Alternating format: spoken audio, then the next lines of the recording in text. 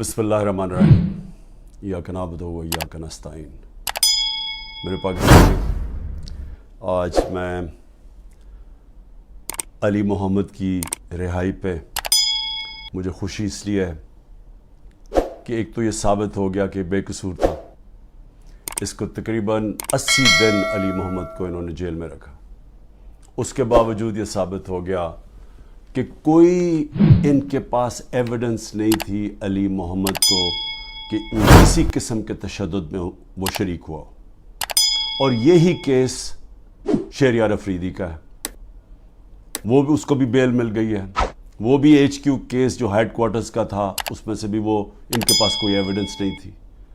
9 मई को जो मुझे कोशिश की थी 30 मेरे ऊपर दहशतगर्दी के केसेस किए जब मैं जेल में था।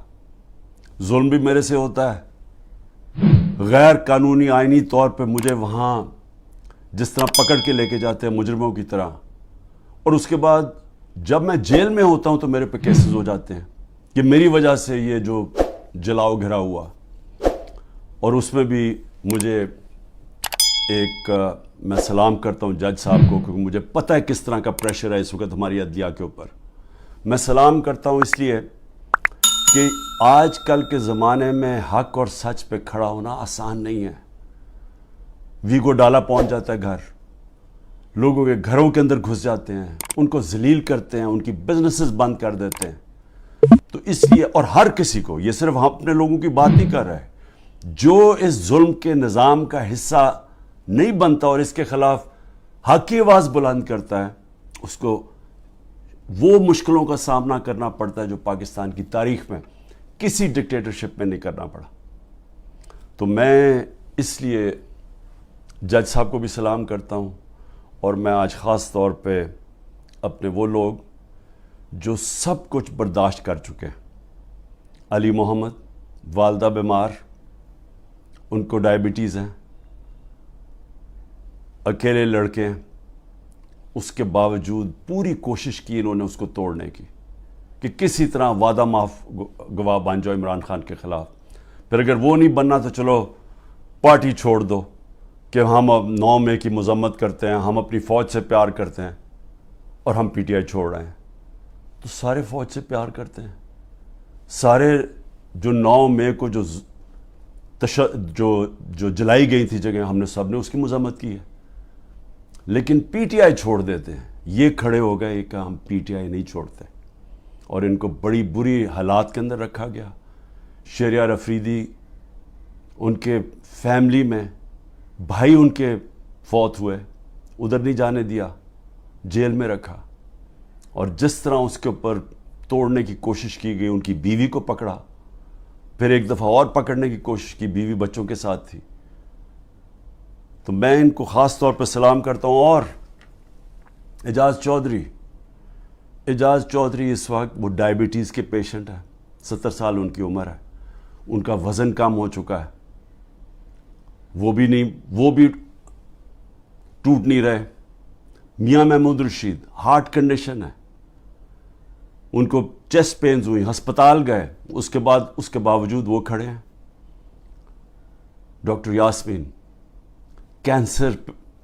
कैंसर की सर्वाइवर हैं, उम्र उनकी तकरीबन 75 साल है।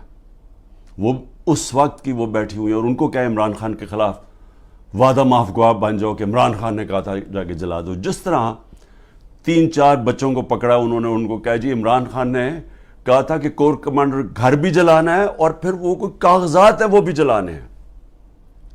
यानी लोगों को ये बिल्कुल समझते हैं कि भेड़ बकरियां, कोई अकल ही नहीं है अवाम में कि वो इमरान खान कहेगा जी कोर कमांडर के घर में कोई कागजात पड़े हैं जो जलवाना है। और उनसे ये 164 का बयान लिया। तो यही कोशिश कर रहे हैं डॉक्टर यास्मीन से, वो भी खड़ी हुई हैं। लेकिन जो मैं सबसे ज़्यादा उमर चीमा, जिस तरह का उनको पर तशद्दुद किया गया, उनकी बीवी गई कोर्ट हेयरिंग के ऊपर, उनको पकड़ के जेल में डाल दिया, वो भी कैंसर सर्वाइवर है। यानी औरतों के ऊपर कौन करता है। लेकिन औरतों के ऊपर मैं ख़ास बात करना चाहता हूँ। डॉक्टर ज़रका ने इनका एक रंगबाज है, जिसको मैं पॉलिटिशियन भी नहीं कहता, جو جب ڈیفنس منسٹر تھا اور فورن منسٹر تھا دبئی سے تنخواہ لے رہا تھا. یہ کبھی سنا ہے کہ دبئی کی کمپنی سے ایک ملک کا فورن منسٹر اور ڈیفنس منسٹر تنخواہ لے؟ اور اس کے بعد وہ بچ بھی جاتا ہے, اس کو کچھ ہوتا بھی نہیں ہے. اور وہ کیونکہ طاقتور حلقوں میں اس کے دوستیاں تھیں, جب وہ الیکشن ہار رہا تھا 2018 میں تو ایک ٹیلی فون کیا, باجوہ صاحب مجھے بچا لو میں ہار رہا ہوں. اور باجوہ صاحب سپر کنگ نے کہا فکر نہ کرو تم جیت جاؤ گے, اور اگلے دن وہ جیت جاتا ہے. تو وہ جس طرح ہمیشہ عورتوں کے خلاف زبان استعمال کرتا ہے, اس نے پھر سے کی. ڈاکٹر زرکا نے, سینیٹر ڈاکٹر زرکا نے جواب دیا, ان کی 2 کلینکس وہ بند کر دی. یعنی اس سطح پہ کون کرتا ہے؟ ہماری ڈاکٹر سیما ایم پی اے کراچی کی, ان کے گھر پہنچ کے ان کی کلینک اس کو بند کر دیا. ہماری سمابیہ ایکس ایم پی, اس کے گھر کے اوپر پولیس پہنچ گئی. یعنی یہ کبھی ہوا ہے کیا؟ یہ کوئی دہشت گرد ہیں, یہ کوئی کسی انتشار میں ہیں, یہ انہوں نے کیا ہے؟ تو ایسے ہے کہ آپ تحریک انصاف کے آپ کوئی ممبر ہی ہوں, سپورٹر ہی ہوں, یہی کافی ہے. آپ کی بزنس بھی بند ہو جائے گی, آپ کو جیلوں میں بھی ڈال دیں گے, جھوٹے پرچے بھی ہو جائیں گے. یعنی صرف اب کوئی ضرورت نہیں ہے آپ کو کہ آپ نے کوئی جرم کرنا ہے. اس ملک میں اب جرم ہو گیا ہے تحریک انصاف کا ممبر ہونا, سپورٹر ہونا. کوئی اگر بزنس والا بھی کوئی سپورٹ کرتا ہے اس کے پیچھے بھی پڑ جاتے ہیں. آپ یہ سوچیں کہ شوکت خانم, اب شوکت خانم ساری قوم جانتی ہے کہ ملک کا سب سے بڑا خیراتی ادارہ ہے. ان کے ہر روز نوٹس آ جاتا ہے کہ جی فلانی ڈاکیومنٹ دکھائیں اور یہ ڈاکیومنٹ دکھائیں, جی وہ بتائیں کہ جناب کس نے ڈونیشنز دی تھی آپ کو. یعنی ایک یہ نہیں دیکھ رہے کہ اس سے نقصان کس کو ہو رہا ہے. کوئی فکر نہیں ہے کہ ملک کو کیا نقصان ہوگا. جو انہوں نے کیسز میرے اوپر اٹھائے ہوئے ہیں ذرا وہ سن لیں.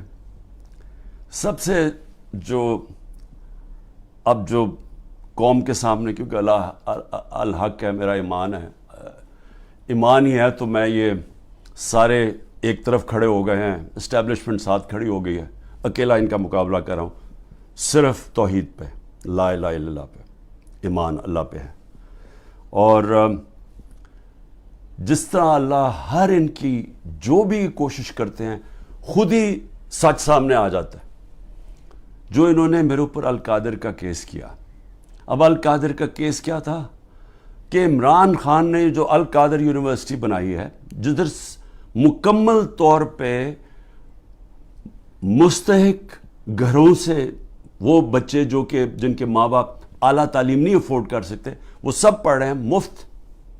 اور میں بتا چکا ہوں سیرت نبی کو ہم نے بنایا کہ فیوچر لیڈرز بنے, تربیت ہو ان کو, اور ساتھ ساتھ اس کے ٹیکنالوجی بھی. یہ ہے اس کا جو ویژن ہے یونیورسٹی کا. اس کو سامنے لا کے بہت بڑی سکینڈل ہو گئی. اور اب پتہ چلا ہے کہ انہوں نے اپریل 2020 میں تفتیش کی تھی. وہ میں پہلے کہہ چکا ہوں آپ کو, نیشنل کرائم ایجنسی انگلینڈ کو رابطہ تھا نیب کے ساتھ. یہ جو سیٹلمنٹ ہوئی تھی ملک ریاض کی فیملی کی اور این سی اے کی, یہ سارا کچھ نیب کو پتا تھا. اور نیب نے اپریل 2020 میں یہ انکوائری بند کر دی تھی. ایک دفعہ انکوائری بند ہو جائے وہ نہیں کھول سکتے آپ. اور انہوں نے جو سب سے بات جو چھپا لی, جس کے اوپر اصل بات ہونی چاہیے, کہ این سی اے نے ملک ریاض کا جو پیسہ تھا وہ فریز کیا کیوں؟ وہ منی لانڈرنگ کی وجہ سے نہیں کیا.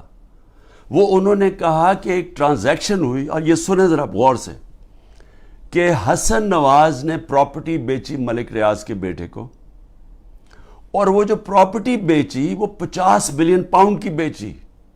انہوں نے کیوں, نیشنل کرائم ایجنسی انگلینڈ نے کیوں اس کے اوپر ایکشن لیا, اور ایکشن کیا لیا؟ ان کے اکاؤنٹ فریز کر دیے. کیوں کیے؟ کیونکہ پراپرٹی کی قیمت آدھی تھی. انہوں نے دیکھا کہ اس کی قیمت آدھی تھی, یعنی وہ 25 ملین پاؤنڈ کے ارد گرد اس کی قیمت تھی, 50 ملین پاؤنڈ کیسے دے دیا اس پراپرٹی کو؟ نواز شریف تب پرائم منسٹر تھا. یہ 2000 جب ہوا، یہ 16-17 میں جب پرائم منسٹر تھا، تو پرائم منسٹر نے اس وقت اپنا زور لگا کے وہ دگنی قیمت کے اوپر پراپرٹی ملک ریاض کو بیچی. یہ پہلے تو یہ بتائیں پیسہ کدھر سے آیا؟ کدھر سے حسن نواز کے پاس اتنا پیسہ آیا؟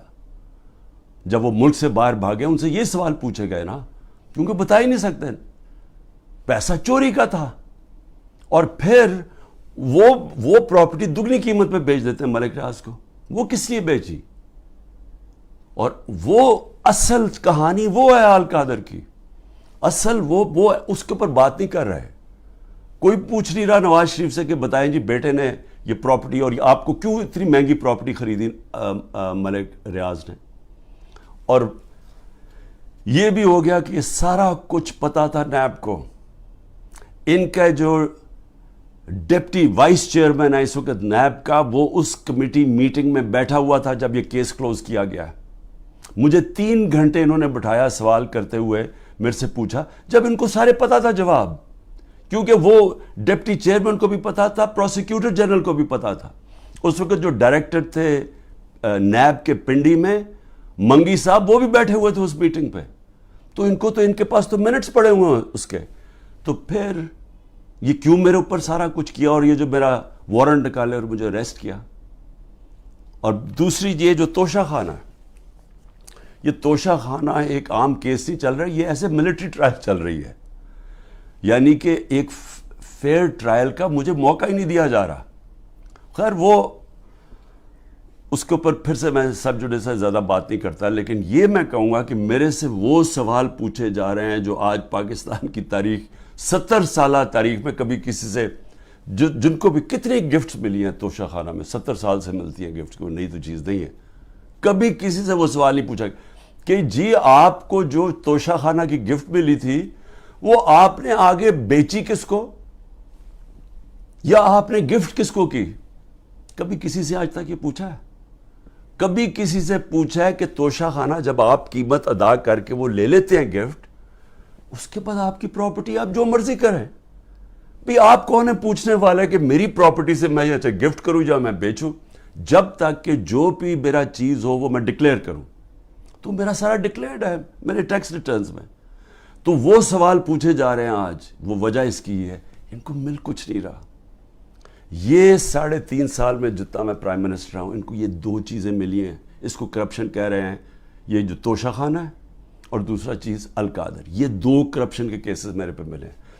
ان 3.5 سال میں جب نواز شریف پرائم منسٹر بنا تھا، 17 اس نے فیکٹریاں بنا چکا تھا 3.5 سالوں میں، اور سرکاری بینکوں سے قرضے لیتا تھا، فیکٹریاں بنا لیتا تھا، اور بعد میں وہ قرضے معاف کروا لیے. اور جو پیسہ دیا وہ 20 سال کے بعد واپس، جو تھوڑا سا اور مارک اپ معاف کروا کے وہ بھی تھوڑا سا پیسہ دیا. ان سے کبھی پوچھا زرداری اس ٹائم کے اندر 2 سال میں اس کو 10% ساری دنیا کہنا شروع کر دی تھی کہ ہر چیز پہ کمیشن کماتا تھا. تو یہ 2 چیزیں ملی ہیں 3.5 سال میں، اور انشاءاللہ یہ میں ثابت کروں گا جب کیس آگے بڑھے گا. لیکن موقع دینا چاہیے مجھے پوری طرح جواب دینے کا. دوسری چیز جس کے اوپر میں بات کرنا چاہتا ہوں وہ ہے کہ یہ جو سائفر کے اندر، اور سائفر کے اندر میں پھر سے واضح کر دوں کہ بڑے کلیئر قانون بنا ہوا ہے. سائفر ہوتی ہے فورن آفس کے اندر، جو سیکرٹ کوڈ وہ فورن آفس پہ رہتی ہے. یہ انسٹرکشنز ہیں کیبنٹ ڈویژنز کے. اس کے اندر کوئی اور کسی کے پاس وہ جو کوڈ والا سائفر ہے وہ نہیں جا سکتا.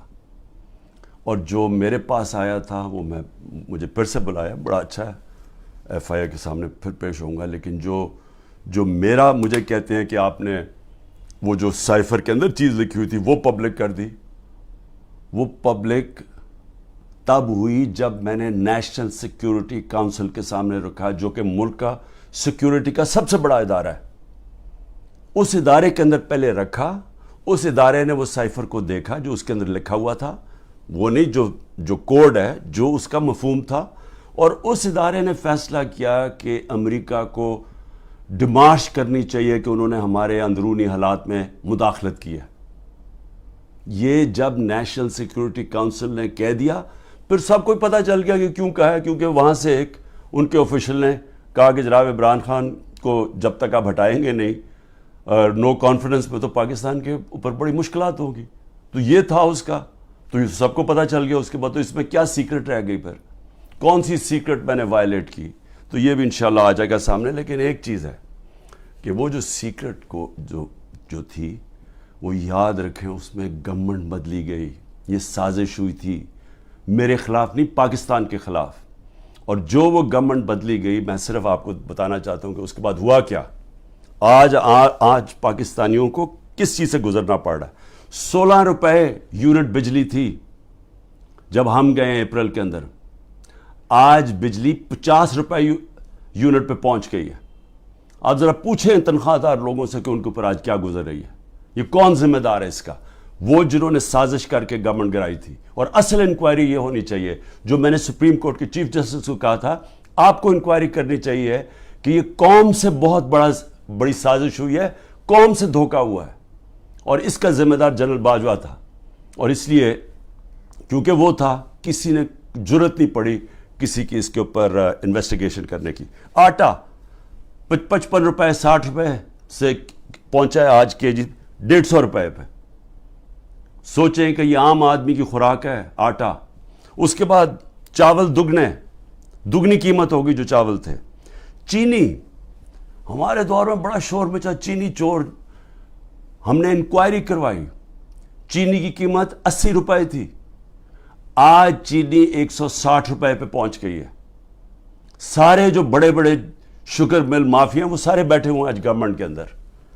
اور پھر یہ دودھ بڑا ضروری ہے کیونکہ بچوں کے لیے بہت ضروری ہے. 150 روپے لیٹر سے گیا 230 روپے لیٹر پہ. اور دال جو عام آدمی کھاتا ہے 310 روپے سے 520 روپے پہ گئی ہے. 310 روپے کے جی سے 520 روپے کے جی پہ دال گئی ہے. یہ عام لوگوں کے کھانے کی چیزیں ہیں. یہ ذرا بتائیں کہ کون ذمہ دار ہے جس نے یہ جو ساری سازش ہوئی تھی. اور انشاءاللہ جب بھی انکوائری ہوگی ثابت ہوگا کہ بہت بڑی ایک چلتی ہوئی حکومت کو مشکل وقت سے جو پاکستان کو نکالتی گئی اس کو گرا کے تو یہ ہوا. میں آخر میں صرف چیزیں کہنا چاہتا ہوں. ایک تو میرا پیغام ہے، یہ جو پولیس والے، یہ جو نامعلوم افراد عام پلین کپڑوں کے اندر گھس جاتے ہیں لوگوں کے گھروں میں، سارا گھر توڑتے ہیں، چوری کر لیتے ہیں، جو تشدد کرتے ہیں لوگوں پہ، جو ظلم کرتے ہیں، ٹارچر کرتے ہیں لوگوں کو جیلوں کے اندر، جنہوں نے سوشل میڈیا کے بچوں کو صرف ٹویٹس کے اوپر اٹھا لیا اور ان کو تشدد کر کے واپس بھیجا، جو صحافیوں کے اوپر ظلم کر رہے ہیں. عمران ریاض جو ابھی تک غائب ہے، پتہ نہیں کہ کدھر وہ گیا ہوا ہے. عدالتوں بھی بے بس ہو گئی ہیں، عدالتوں کے پاس بھی وہ بھی ہاتھ کھڑے کر دیے کہ جی وہ پروڈیوس کرو.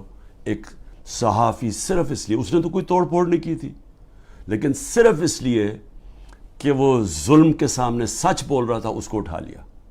4 پاکستان کے ٹاپ صحافی ملک سے باہر گئے ہوئے ہیں، ملک چھوڑ کے چلے گئے کیونکہ وہ سچ نہیں بول سکتے تھے.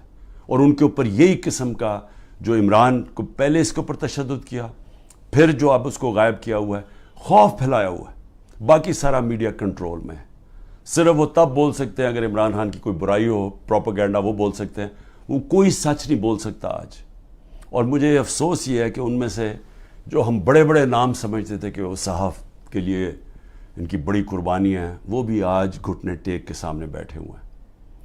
لیکن مجھے افسوس اور ہے ہیومن رائٹس آرگنائزیشنز پہ. مجھے افسوس ہے جو کہتی ہیں ہم عورتوں کے لیے NGOs بنے ہوئے ہیں، ہم عورتوں کے لیے حقوق کے لیے کھڑے ہیں. یہ واحد پارٹی ہے پاکستان کی تاریخ میں جس نے پہلی دفعہ خواتین کو پالیٹکس میں لے کے آئیں. انہوں نے شرکت کرنی شروع کی، جلسوں کے اندر عورتیں آئیں، فیملیز آئیں. یہ پہلی دفعہ ہوا ہے ہمارے ملک میں. یہ خوشائن چیز ہے کہ ملک کی جتنی بڑی پارٹیسپیشن ہوگی پالیٹکس کے اندر، اتنا بہتر وہ احتساب کریں گے حکمرانوں کا. جتنی زیادہ بڑی ٹرن آؤٹ ہوگی اس کا مطلب کہ عوام نظر رکھ رہے ہیں حکمرانوں کے اوپر. تو اصل تو ڈیموکریسی کا مطلب ہی یہ ہے کہ عوام احتساب کرتی ہے جو حکومت کرتے ہیں وہ دیکھتی ہیں ان کا، تو عوام تو آج پہلی دفعہ نکل رہی ہے، اس طرح ٹرن آؤٹ ہو رہا ہے، عورتیں نکل رہی ہیں، اور ان عورتوں کے اوپر جان کے یہ تشدد کیا جا رہا ہے باقی عورتوں کو ڈرانے کے لیے کہ وہ نہ گھروں سے نکلیں، کہ وہ چپ کر کے سہم کے بیٹھ جائیں۔ تو کدھر گئی ہیں ہیومن رائٹس جو عورتوں کو ریپرزینٹ کرتی تھیں؟ کدھر ہیں وہ عورتیں؟ کیوں نہیں بول رہی کہ یہ جو ظلم ہو رہا ہے ان عورتوں کے اوپر؟ وہ بیچاری صنم اور طیبہ، وہ تو تحریک انصاف میں ان کا کوئی عہدہ نہیں ہے، ان کو جیلوں میں ڈالا ہوا ہے۔ وہ صنم کے خامد آیا، اس کو پکڑ کے لے گئے، اب ان کا گھر میں بچہ ہے، وہ کیا کرے گا؟ دونوں کو پکڑ کے لے گئے۔ عمر چیمہ، اس کی بیوی، میں پھر سے کہتا ہوں وہ کینسر کی سفرر ہے، کینسر کی سے اس کو پکڑ کے جیل میں ڈال دیا، صرف اور صرف دہشت پھیلانے کے لیے کہ عورتیں گھروں سے نہ نکلیں۔ اور پھر سے کہ نہ یہاں بول رہی ہیں نہ باہر، بڑی فکر ہے افغانستان کی عورتوں کی، بہت فکر ہے، اور ہے ٹھیک ہے کہ اسکولوں میں سب سے زیادہ ملک کی بہتری ہوتی ہے جب عورتیں پڑھی لکھی ہوتی ہیں، اور پاکستان میں تو خاص طور پہ جب آپ کی آبادی تیزی سے بڑھ رہی ہو تو اس کو روکتا ہی ہے کہ پڑھی لکھی، جب آپ کی بچیاں پڑھی لکھی ہوتی ہیں، عورتیں پڑھی لکھی ہوتی ہیں۔ لیکن کیوں فکر نہیں ہے کہ یہ پاکستان کی عورتوں سے کیا ہو رہا ہے؟ تو ایک تو یہ ہے۔ میں آخر میں صرف یہ کہنا چاہتا تھا کہ جو مرضی آپ کر لیں، یہ آپ جو سب کچھ کر رہے ہیں، یہ جو سارا دہشت پھیلائی ہوئی ہے اور لوگوں کو جیلوں میں ڈالا ہوا ہے اور گھروں میں یہ توڑ پھوڑ کر رہے ہیں،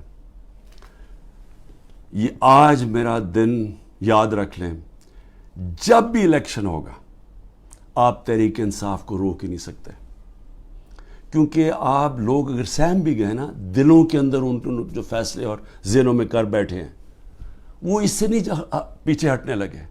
جب ایک آبادی ایک طرف آ کے کھڑی ہو جاتی ہے، قوم کھڑی ہو جاتی ہے، کوئی دنیا کی پاور اس کو روک نہیں سکتی۔ یہ صرف عارضی طور پہ آپ تھوڑی دیر لوگوں کو سہم جائیں گے، ڈر جائیں گے۔ میں چیلنج کرتا ہوں کہ جب بھی الیکشن ہوں گے آپ ڈیلے بھی کر دیں، ابھی ڈرے ہوئے ہیں کہ جی ابھی نہ کرو الیکشن، آپ اگلے مارچ کر دیں۔ میں آپ کو چیلنج کرتا ہوں کہ تحریک انصاف سویپ کرے گی الیکشن انشاءاللہ۔ مجھے جیل میں ڈال دیں، ڈسکوالیفائی کر دیں، جیتنا تحریک انصاف نے، کیونکہ قوم فیصلہ کر بیٹھی ہے۔ اور یہ جتنے آپ حربے استعمال کر رہے ہیں، آپ تحریک انصاف کا ووٹ بینک اور بڑھتا جا رہا ہے۔ لوگ بیوقوف تو نہیں ہیں، قوم تو دیکھ رہی ہے کیا ہو رہا ہے، اور قوم کے اندر غصہ ہے۔ ایک معاشی طور پہ ان کا قتل کر دیا ہے، ایک مہنگائی ان کو لے بیٹھی ہے، ایک یہ 30 سال سے وہ شکلیں دیکھ رہی ہیں جو ملک کو لوٹ کے پیسہ باہر ان کا پڑا ہوا ہے، اور پھر ان کے اوپر خوف طاری کیا ہوا ہے کہ جناب ہم آپ مایوسی پھیلائی ہوئی ہے کہ تحریک انصاف جیت نہیں سکتی، عمران خان کے اوپر کانٹا مارا ہوا ہے۔ کانٹا صرف عوام کسی کے اوپر مارتی ہے، اور کوئی بھی انشاءاللہ جب بھی الیکشن ہوگا، کوئی بھی جب عوام کی رائے طے کر لیتی ہے، فیصلہ کر لیتی ہے عوام، آج تک دنیا کی تاریخ میں عوام کے خلاف کوئی نہیں جیتا۔ پاکستان زندہ باد۔